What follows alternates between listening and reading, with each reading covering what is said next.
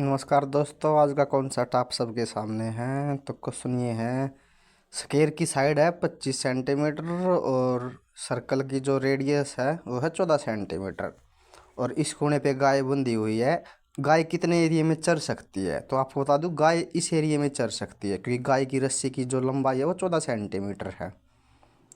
आप इस क्वेश्चन को दो तरीके से कर सकते हो। क्वेश्चन में पूछा गया गाय कितने एरिया में चर सकती है।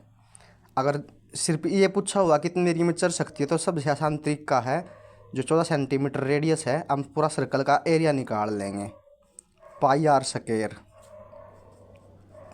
स्क्वायर निकालने के बाद तो ये टोटल आ जाएगा आपका 616 और इसको हम डायरेक्ट 4 से डिवाइड कर देंगे तो आंसर आ जाएगा 154। आंसर आ जाएगा 154। आप ये पूछोगे कि 154 कैसे आ गया, तो मैं आपको बता देता हूँ। जो आपको ये सर्कल दिख रहा है, ये पूरे सर्कल का 1/4 पार्ट है। ये देखो, सर्कल पूरा इतना हो गया।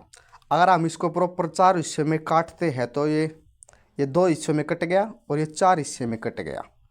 अगर ये पूरे सर्कल का एरिया 616 है तो इसके एक पार्ट का एरिया, इसका फोर्थ पार्ट का एरिया 154 है और इन चारों का 154 मिलाओगे तो 616 ही आ जाएगा। ये बिल्कुल आप देख सकते हो, ये 1/4 पार्ट है सर्कल का।